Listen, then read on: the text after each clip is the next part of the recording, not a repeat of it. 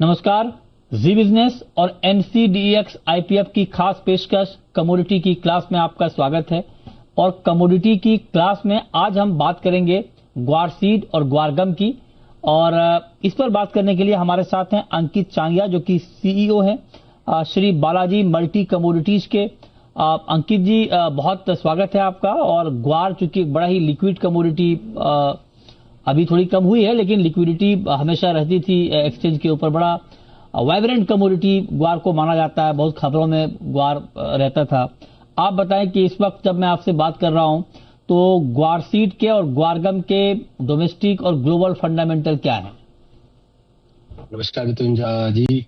अभी जो डोमेस्टिक हमारे ग्वार सीड के ग्वार गम के फैक्टर्स हैं वो ऑलमोस्ट न्यूट्रल है। हमारे जो ग्वार गम ग्वार सीड जो ग्वार कॉम्प्लेक्स है it is generally based on the export. आपका एक्सपोर्ट कैसा है, डिमांड एक्सपोर्ट की कैसी है, उस पर ज्यादा इम्पैक्ट करता है ये। अभी जो एक्सपोर्ट के लिए जो लॉजिस्टिक कॉस्ट है, जो इंश्योरेंस कॉस्ट है, वो हम सब जानते हैं कि उसकी क्या अभी हालत है और कितना वो ज्यादा हाई चल रहा है, जिसके कारण से एक्सपोर्ट के अंदर काफी कमी देखी गई है। जितने भी ऑर्डर्स ऑलरेडी डिस्पैच में थे वो पोस्टपोन हो रहे हैं। उनके पोस्टपोन होने के कारण जो एक्सपोर्ट डिमांड है वो लो हुई है। और साथ के साथ डोमेस्टिक इंडस्ट्रीज को कमर्शियल एलपीजी या डीजल की जो प्राप्ति है वो अभी तो ठीक चल रही है, बट इन फ्यूचर उसके अंदर भी एक शॉर्टेज आ सकती है, जिसको इंडस्ट्री आज ही फोर्सी करके चल रही है, जिसके कारण द प्राइसेस ऑफ ग्वार एंड ग्वार सीड आर वेरी वोलेटाइल। अच्छा, तो आप कह रहे हैं ग्वार सीड प्राइस काफी वोलेटाइल है। अब आप जरा बताएं कि ग्वार सीड के ऑप्शंस में क्या अपॉर्चुनिटीज हैं और ऑप्शंस का इस्तेमाल क्यों करना चाहिए? ये आपका बहुत अच्छा क्वेश्चन है मिथुंजा जी। आज के दिन जो ऑप्शंस हैं उसके ट्रेडिंग का रुझान काफी बढ़ रहा है। हमने देखा है कि पिछले टाइम समय में और अब इन दिनों के अंदर जो ऑप्शंस के अंदर उसमें लिक्विडिटी भी काफी बढ़ रही है। अगर आप देखोगे डिमांड अभी स्लो है, बट जो डिमांड है वो एकदम से आएगी, क्योंकि जो ग्वारगम पाउडर का रॉ मटेरियल की यूसेज है क्रूड के अंदर या कहीं पर भी वो काफी लो लेवल पे चल रही है।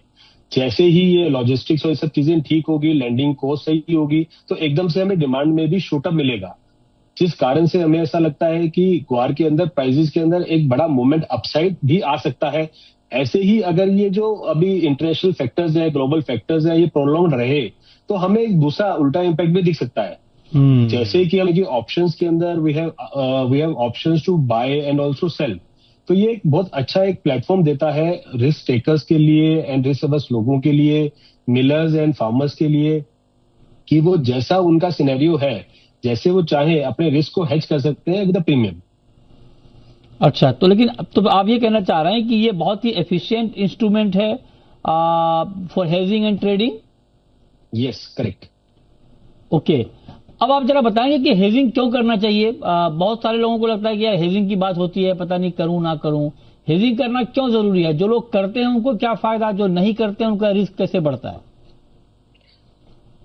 आप देखेंगे अगर किसी भी इंडस्ट्री के अंदर हम बात करें तो हेजिंग बहुत ज्यादा जरूरी है। अगर आप बिना हेजिंग के कोई भी इंडस्ट्री अगर एक बड़ा एक्सपोर्ट ऑर्डर ले लेगी तो उसके लिए एक रिस्क बढ़ जाता है कि जैसे ही किसी प्राइसेस के अंदर एक बड़ा मूवमेंट आया, कोई उछाल आया, तो उनके लिए एक रिस्क हो जाएगा कि वो इतने नहीं होते कि वो उस कमोडिटी की तेजी या मंदी को कवर कर सकते हैं। तो अगर कोई भी इंडस्ट्री के अंदर कोई आदमी एक्सपोर्ट यूनिट के अंदर एक्सपोर्ट करना चाह रहा है तो उसको प्राइसेस के अंदर उसको देखना पड़ता है, बिकॉज ये जो एक्सपोर्ट ऑर्डर है this is not a day thing और 2 डे थिंग।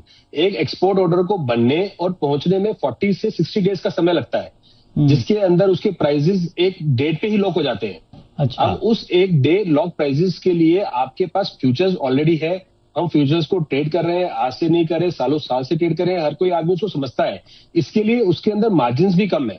अगर आप ऑप्शंस कॉन्ट्रैक्ट की बात करेंगे तो ऑप्शंस कॉन्ट्रैक्ट के अंदर चीजें बहुत है। अगर एक आपको सिर्फ मंदी से बचना है, आपको लगता है कि मंदी नहीं आए तो आप पुट खरीद सकते हो, आपको अगर तेजी से डर लग रहा है तो आप कॉल खरीद सकते हो। तो एक छोटा सा प्रीमियम देकर आप एक पीरियड के लिए अपने लॉसेस को कैप कर सकते हैं और वो चार्जेस जो है वो आप अपने ऑर्डर के अंदर ऐड कर सकते हैं। अच्छा, ये आपने बताया। अब आप जरा बताइए कि चूंकि ग्वार एक बहुत ही वाइब्रेंट कमोडिटीज है, किन किन बातों का जो लोग ग्वार के ट्रेड में दिलचस्पी रखते हैं उनको फंडामेंटल में क्या क्या ट्रैक करना चाहिए?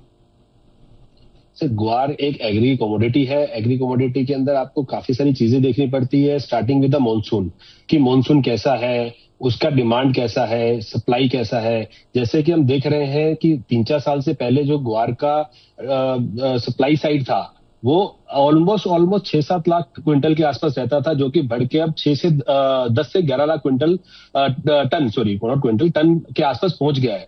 तो देयर इज अ शिफ्ट जहां पे हमारा जो प्रोडक्शन है, जो हमारा सप्लाई साइड है वो बढ़ा है, बट उसके सामने आप देखोगे तो डिमांड इतना ज्यादा नहीं बढ़ा है, जिसके कारण से कैरी फॉरवर्ड स्टॉक सालों साल बढ़ता आ रहा है हमारे पास। जिस कारण से हम देख रहे हैं कि प्राइसेस के अंदर काफी बड़ा या फिर एक सस्टेनेबल न्यूट्रल भाव रहे हैं ग्वार के काफी लंबे पीरियड के अंदर। तो मानसून एक पहला बड़ा फैक्टर है।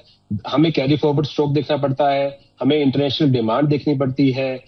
इसके बाद मुझे नहीं लगता कि आपके पास और बहुत सारे फैक्टर्स है, बट हाँ ये भी डिपेंड करता है कि आप किस नजरिए से देख रहे हो। आप एक फार्मर्स के नजरिए से देख रहे हो, आप एक ट्रेडर के नजरिए से देख रहे हो, आप एक इंडस्ट्री के नजरिए से देख रहे हो।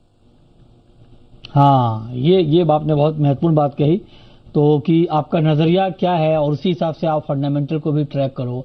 आपको लगता है कि पूरी ग्वार इंडस्ट्री के लिए या ग्वार में के ट्रेड या खेती से जितने लोग जुड़े हैं उनके लिए वायदा बाजार बहुत जरूरी है ग्वार का? सर वायदा बाजार एक बहुत जरूरी टूल है, जिससे आप ना ही सिर्फ करंट लाइव प्राइसेस देख पाते हो, बट आप अपने फ्यूचर की कमोडिटी के यूज को भी तय कर पाते हो। अगर आज एक किसी इंडस्ट्री को 6 महीने या 10 महीने के टाइम स्पेन के अंदर कोई कमोडिटी का डिलीवरी देना है या किसी ऑर्डर है, तो एग्री कमोडिटी के अंदर इट इज नॉट पॉसिबल कि आप एक ही दिन में वो ऑर्डर बना के भेज देंगे। आपको पूरा साल होता है आपके पास एक कमोडिटी को चलाने के लिए, जिसके अंदर अगर वायदा बाजार नहीं होगा तो जो फेयर प्राइसेस है वो नहीं मिलेंगे और जो इंडस्ट्रीज है वो ढंग से काम नहीं कर पाएंगी। और ये सेम इम्पैक्ट आएगा फार्मर्स के ऊपर भी। अगर वायदा बाजार नहीं होगा तो फार्मर्स भी अपना रिस्क हेज नहीं कर पाएंगे, उनको एक्चुअल रियल भाव नहीं पता चलेगा कि आज के दिन जब वो माल अपना बाजार में बेचने जा रहे हैं तो क्या भाव है। आज के दिन जितने भी आप फार्मर्स आप देख रहे हो, जो न्यू एज फार्मर्स है, वो लोग पहले भाव देखते हैं कि आज क्या भाव है, उसके बाद वो अपना कमोडिटी मार्केट में लेके जाते हैं। बरोबर। तो ये बहुत जरूरी बात आपने बताई है, इसके ऊपर नजर रखें। बहुत शुक्रिया अंकित जी आपका हमारे साथ जुड़ने के लिए और बताने के लिए कि ग्वार मार्केट की बारीकियां क्या हैं।